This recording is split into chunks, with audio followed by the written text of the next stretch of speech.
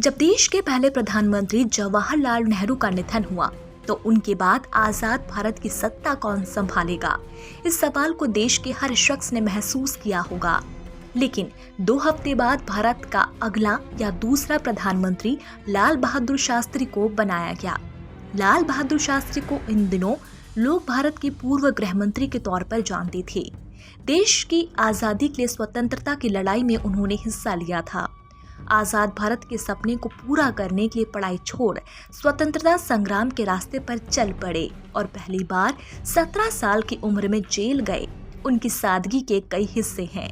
लाल बहादुर शास्त्री की आज पुण्यतिथि है। 11 जनवरी 1966 में उनका निधन हो गया था।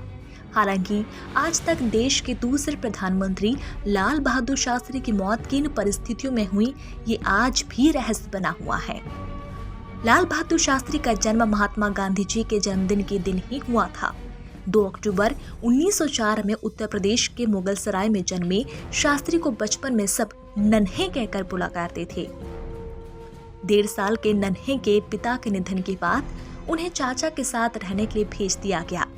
वे पढ़ाई के लिए मीलों दूर चलकर जाया करते थे। लेकिन देश की आजादी के लड़ने का फैसला लेने वाले शास्त्री ने 16 साल की उम्र में पढ़ाई छोड़ दी। 17 साल की उम्र में जेल भी गए, लेकिन नाबालिग होने के कारण आजाद हो गए। प्रधानमंत्री बनने के बाद शास्त्री जी किसी राज्य के दौरे पर थे, लेकिन उनका दौरा आखिरी समय में रद्द करना पड़ा। शास्त्री जी से उनके राज्य के मुख्यमंत्री ने कहा कि प्रधानमंत्री के ठहरने के लिए फर्स्ट क्लास की तैयारी की जा रही है। तो शास्त्री जी ने उनसे कहा कि वो तो एक 3rd क्लास व्यक्ति है, उनके लिए फर्स्ट क्लास के प्रबंध की क्या जरूरत। ऐसे ही एक बार शास्त्री जी के बेटे ने उनके दफ्तर की गाड़ी का इस्तेमाल किया तो शास्त्री जी ने सरकार के खाते में गाड़ी के निजी इस्तेमाल का पूरा भुगतान दिया।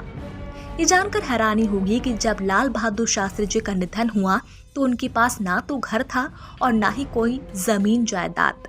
उनके नाम पर एक लोन था जो पीएम बनने के बाद एक फिएट गाड़ी खरीदने के लिए उन्होंने सरकार से लिया था।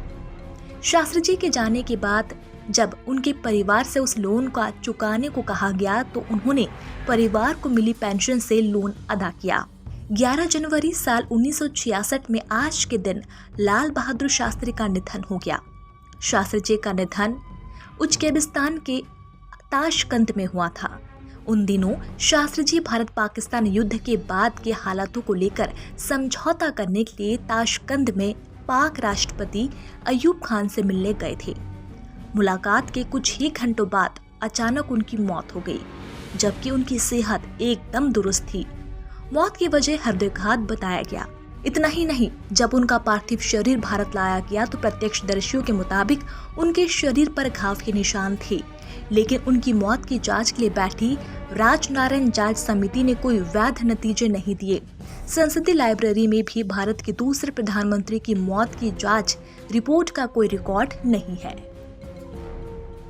चैनल को अभी सब्सक्राइब करें और बेल आइकन पर हिट करना ना भूलें।